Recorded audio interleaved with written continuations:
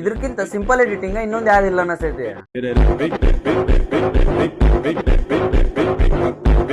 ಈಗ ಕ್ಯಾಪ್ಕಟ್ ಒಳಗೆ ಮಾಡೋದು ಜಗ್ ಈಸಿ. ಹೆಂಗಂತ ಹೇಳ್ಕೊಡ್ತೀನಿ, ವಿಡಿಯೋ ಸೇವ್ ಮಾಡಿ ಇಟ್ಕೊರಿ. ನಾನು ನಿಮ್ಮ ಎಡಿಟರ್ ಫ್ರೆಂಡ್ಗೆ ಇದಿಲ್ಲ ಸೆಂಡ್ ಮಾಡ್ರಿ.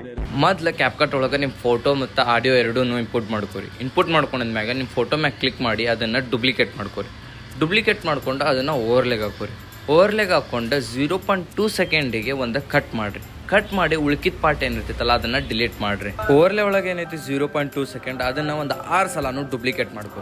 ಡುಪ್ಲಿಕೇಟ್ ಮಾಡ್ಕೊಂಡು ಫಸ್ಟ್ ಓವರ್ಲೆ ಮ್ಯಾಗ ಕ್ಲಿಕ್ ಮಾಡಿ ಬ್ಯಾಕ್ಗ್ರೌಂಡ್ ಒಳಗೆ ಹೋಗಿ ಕಸ್ಟಮ್ ರಿಮೂವಲ್ ಅಂತ ಇರ್ತೈತಲ್ಲ ಅದ್ರ ಮ್ಯಾಗ ಕ್ಲಿಕ್ ಮಾಡಿ ನೀವು ಕೈಲಿನಿಂದ ಶರ್ಟ್ ಅಷ್ಟು ರಿಮೂವ್ ಮಾಡ್ಕೋರಿ. ಅದ ಓವರ್ಲಿ ಅಡ್ಜಸ್ಟ್ಮೆಂಟ್ ಒಳಗೆ ಹೋಗಿ ಗ್ರಾಫ್ ಒತ್ತಿಕ್ಕಿ ಅಲ್ಲಿ ನಾ ಯಾವ ಥರ ಅಡ್ಜಸ್ಟ್ಮೆಂಟ್ ಮಾಡಂತೇಳಿ ನೀವು ಇದೇ ಥರ ಸೇಮ್ ಅಡ್ಜಸ್ಟ್ಮೆಂಟ್ ಮಾಡಿರಿ. ಫುಲ್ಲ ವೈಟ್ ಮಾಡ್ಕೊಳಕ್ಕೆ ಹೋಗ್ಬೇಡ್ರಿ.